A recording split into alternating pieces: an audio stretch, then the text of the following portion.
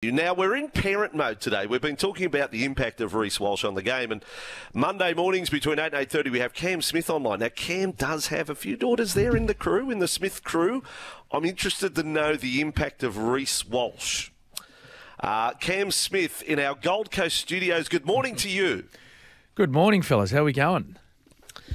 Really good. Like, there's so much to cover on a Monday morning. I mean, there's some serious as well, but Matty Russell and I were at Campbelltown on Saturday night, and I've gone on record today, Cam is saying, and I've followed, as you know, rugby league all my life and gone along since I was a little boy and had heroes. Yeah. I don't think I've seen anything bigger than Reece Walsh. The adulation of kids in particular, all want, like little kids in the southwest of Sydney going to the trouble of making signs to go along to a game to just show their support for a player, not teams, just to support a player. Yeah. What impact has he had with the Smith kids? Reece Walsh. No, they're all what you've observed. No, they're big fans. The three little Smiths, they're big fans of Reece and what he does, and I think, you know, given the way he plays, fellas, I think is the main factor here. Like, he's so fast, he scores a lot of tries, he sets up tries.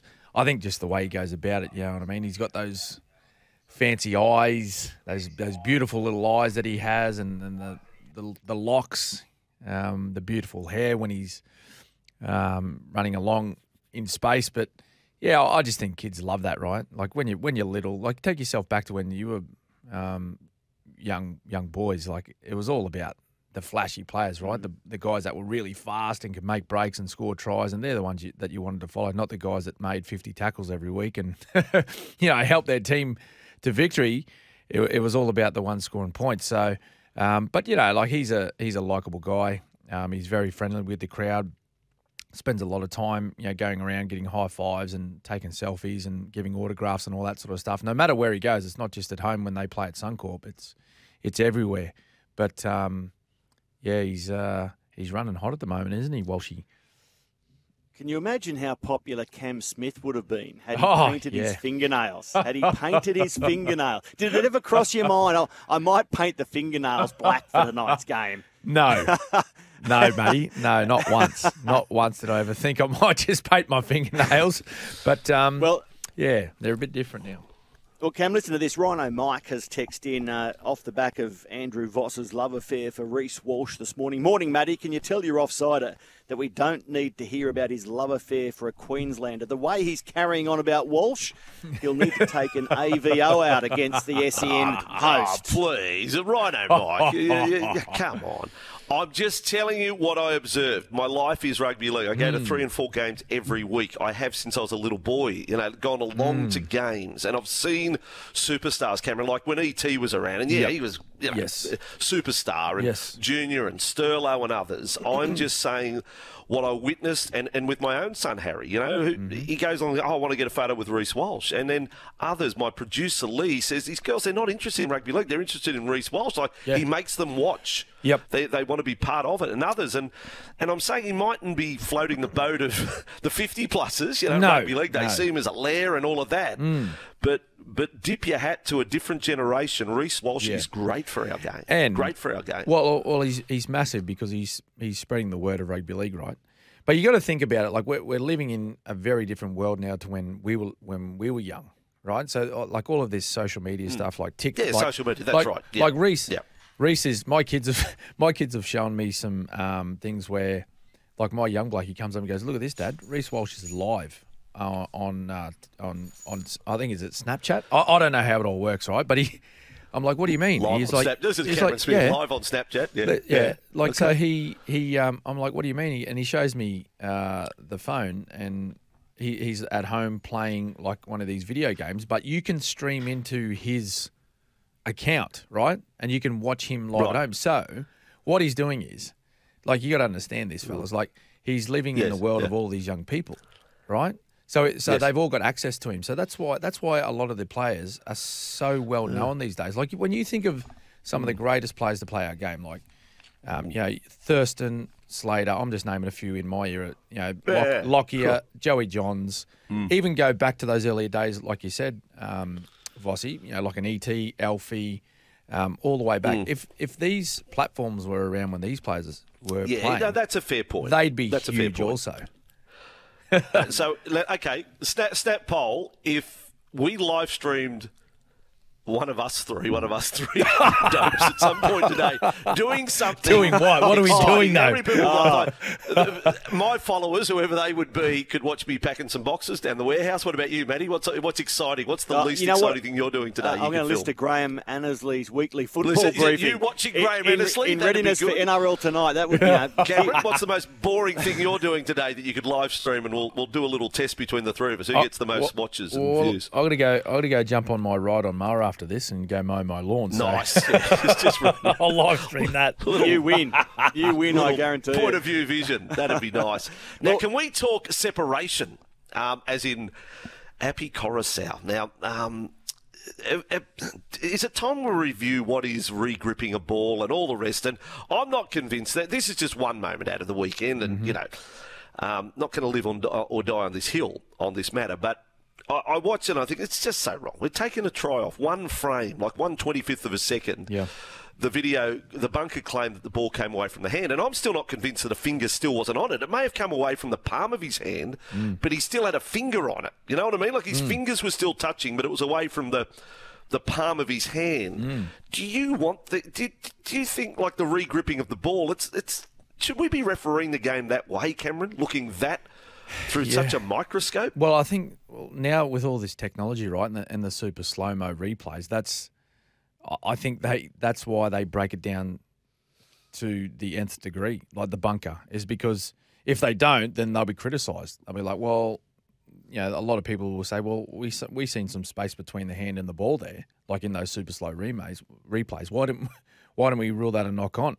I think for the majority, most of us would be happy to award that try.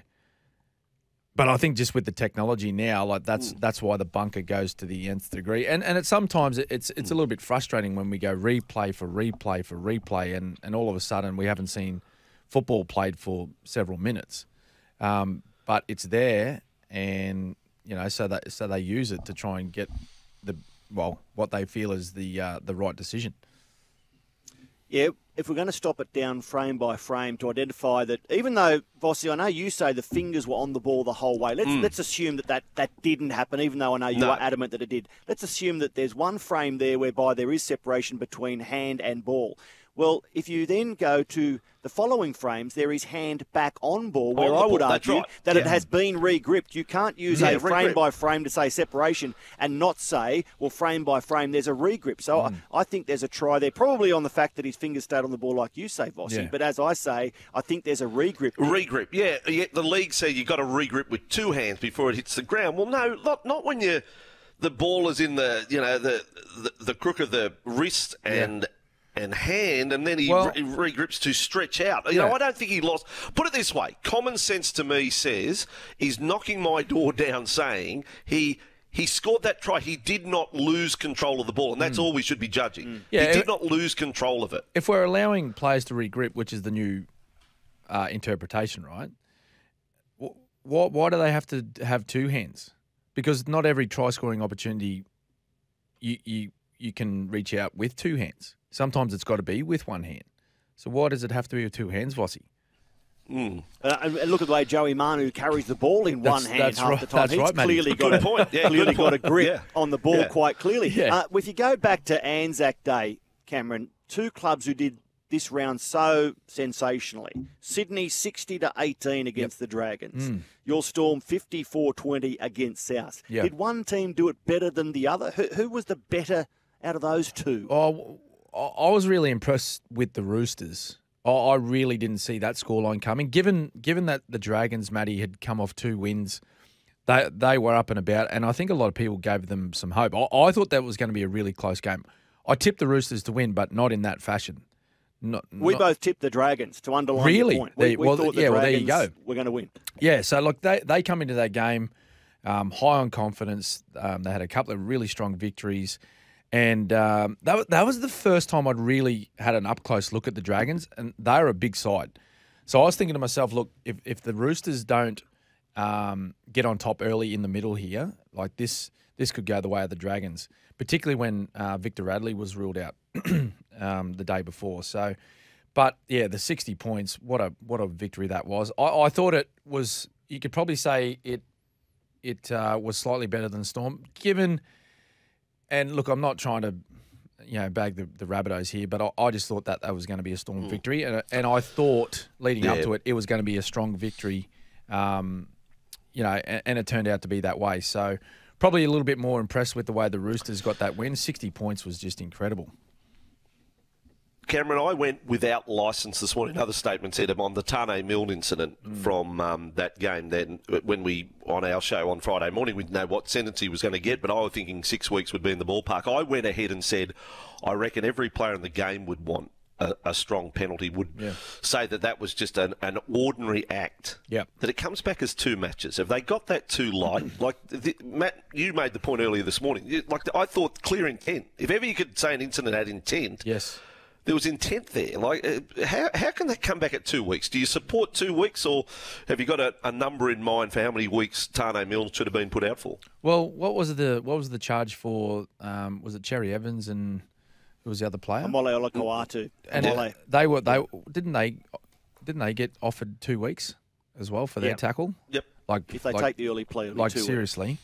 2 weeks for that, and then 2 weeks for the Tane Milne thing. There was intent there. And it was a brain snap. That's the only way I can describe it. There was 4 seconds left on the clock, boys. All Tane had to do was just stand up and let the tackle be completed, and the game would have been over. But he chose to dive in at Munster's legs with. He didn't even have his arms wrapped. He was sort of head first and hit him with his shoulders, and that's a big no-no. Like all players know, referees allow you to go in and tackle around the legs, but it can't be from the front. There's a very dim view of diving in, from the front of the player carrying the football, because the only position that knee joint can go is backwards, and that's not a natural movement. So to only have 2 weeks for that, and you're looking at other tackles that were really nowhere near in the same ballpark as far as danger to the ball carrier. Oh, it's But this is an ongoing thing, right? Like with the MRC and like the charges and non-charges and just not getting it right. I think he should have got at least 4. At least 4. Yeah, I'm with you. I would have been. I thought 6, but 4.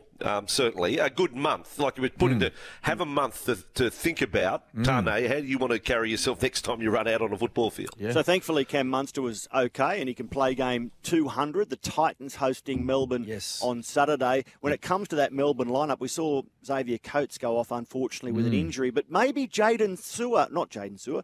Su'a-Fa'alongo makes his return to the NRL this week. He played for the North Bears on the wing on the weekend, maybe with a view to coming into NRL. And Vossi, speaking of young, exciting players like Reece Walsh, well, Su'a-Fa'alongo, be good to see him back on an NRL field again. This is the thing, though. There's some question marks around Fa'alongo's health, right? And Craig was a little bit. I spoke with Craig a couple of weeks ago, and he was just a little bit unsure of when they were going to get him back, but. In the same conversation, I spoke with him. He's really looking forward to him being back on the field. It was great to see him play on the weekend, and I think he really, really wants to find a spot for him somewhere. That's how good he is, and he's only a young man still. But we've seen some glimpses of him last year in a couple of games, and he looked right at home. And then also in the Pacific Test matches at the end of the year as well. He is an out and out superstar. So maybe. I don't know if one game back, Matty, is enough for him to get a start in first grade this week, but certainly I think there's an opportunity for him down the track. He might be used, maybe as a 14 on the bench, like Pappenhausen was used, a few years back when he first joined the Melbourne Storm. Get him in and around the middle, around some tired forwards, or maybe even just trying to change up, some positions in the back line as well. So. Who knows? Still waiting on Xavier Coates, though. I think it may have just been precautionary, him coming from the field last week. But they're pretty strict with their soft tissue injuries down there in Melbourne. Any sort of hamstring stuff, they tend to, sort of be a little bit more cautious rather than saying, well, you're right, mate, you're looking good, you can go back in. I think they may, if there's any sort of issue still lingering over these first couple of days, I reckon they might give Xavier a week off, and I don't know, maybe Su'a finds his spot this weekend against the Titans. I shouldn't have glossed over Cam Munster's 200th so quickly. That game on the Gold Coast. Maybe you'll be there, Cam Smith. I don't know, but I'm going as a fan. Good. Well, I'm going as a fan, good. buddy. Oh, there you go. And as a man who's captain Cam Munster, just give us your take on 200 NRL games for the Melbourne number 6. Yeah, it's actually. I laugh because you think back to when he first started at the Storm. He was only a very young man, but he come in and just played well beyond his years. Just understood the game from the get-go. Could play multiple positions. He come in and played fullback, boys. Like in his first couple of seasons, when if you remember back to those 2 years where Billy had shoulder issues, 2015, 2016, where I think Billy played about maybe 12 games across those 2 years. So Cam was actually our fullback. And I reckon in 2016, so we went all the way to the grand final. We got beaten by the Sharkies. But in my eyes, I thought he was the best fullback in the competition that year. I really did. And it was a huge part as to why we were able to go that far, all the way to the grand final and eventually finish runners-up. But look, he's had his ups and downs. He's had his challenges throughout his career. So to be able to, stick at it, play 200 games, he's an Origin player, he's an international player, and he's been so important for that footy club. So big week for him and his family. They'll be coming down for Rocky to watch this game. So big milestone for him. It's great to see that he's hung in there and worked hard because it's a difficult thing, right? Like to play 200 first grade games. It's a really, really difficult thing to do. So it's great that he gets to do that. And he gets to come. I know he's representing the Melbourne Storm, but he gets to come home and play in his home state in that big milestone week. And he's a little bit different too. He's quite a character, personality of Cameron Munster. Some would say very different. But that's good. That's why we love him. That's why we love him. After the break, Cameron Smith will have his pull-up your socks for Underworks nomination for the week as we go to a break. Darren of Ingleburn, who is a South Sydney fan, straight shooter, has hopped on the text in relation to Tane Milne. He said 2 weeks way too light. With you, Milne should have got 6 weeks. So here you go. That's from a South Sydney fan, Darren, stating his view on the Edgewater Homes text line. And you can ask a question of Cameron Smith on that line, 0457 736 736. We're powered by Kubota, the lawnmowers, the tractors, the Land Pride attachments, and for the best sound system, check out Sonos. They got the stuff.